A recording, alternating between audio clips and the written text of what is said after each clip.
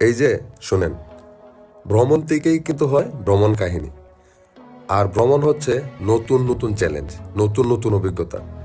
হাজারবার মানুষের কাছ থেকে শোনার চেয়ে যদি নিজ চোখে একবার ভ্রমণ কইরা দেখে আসতে পারেন, তাহলে ওইটার যে একটা ফিল আর অভিজ্ঞতা, ওটা বলে বোঝানো যাবে না। আর পাহাড়, উফ, পাহাড়ে মোটরসাইকেল নিয়ে অ্যাডভেঞ্চার ভ্রমণ শুধু আপনি প্রকৃতি দেখতেছেন না, বরং আপনি আপনার নিজেকে মেলে ধরতেছেন। তাছাড়া আপনার ভেতরের সাহসী মনকেও জাগ্রত করতেছেন। এই ধরনের ভ্রমণ একদিকে যেমন চ্যালেঞ্জিং, অন্যদিকে ঠিক তার চেয়ে বেশি আনন্দদায়ক।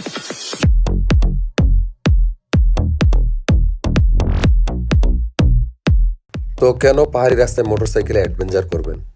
এর কারণটা হইতেছে পাহাড়ের বাঁকানো রাস্তা, তারপরে আপনার সবুজে মোড়ানো উপত্যকা, আর যদি ভাগ্য ভালো থাকে আপনি মেঘের স্পর্শ পান, মানে এই সব কিছু কম্বো আপনাকে একদম প্রশান্তি এনে দিবে ভাই।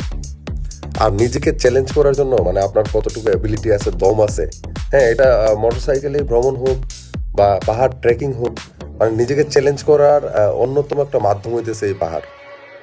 পাহাড়ের প্রতিটি বাঁক, ঢাল আর উঁচু নিচু রাস্তা, মানে এক কথায় আপনাকে সাহসিকতার নতুন এক উচ্চতায় নিয়ে যাবে। আর বরাবর এই জন্যই আমার পাহাড় অসম্ভব রকম ভালো লাগে।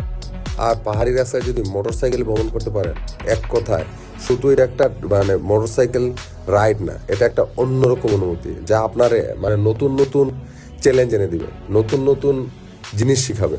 জীবনকে আরো নতুন ভাবে আপনি মানে দেখবেন আর কি, উপলব্ধি করতে পারবেন, নিজের স্বপ্নের রাস্তা খুঁজে বের করতে পারবেন। আর মনের যত টক্সিন আছে সব পাহাড় টাইনা নেওয়া যাবে, একদম মানে পাহাড়ের মতো বিশাল হতে শিখবেন। আর এই জন্যই ভাই সব সময় আমার পাহাড় ভালো লাগে, পাহাড়ে মোটরসাইকেল রাইড আমার অন্যরকম ভালো লাগে।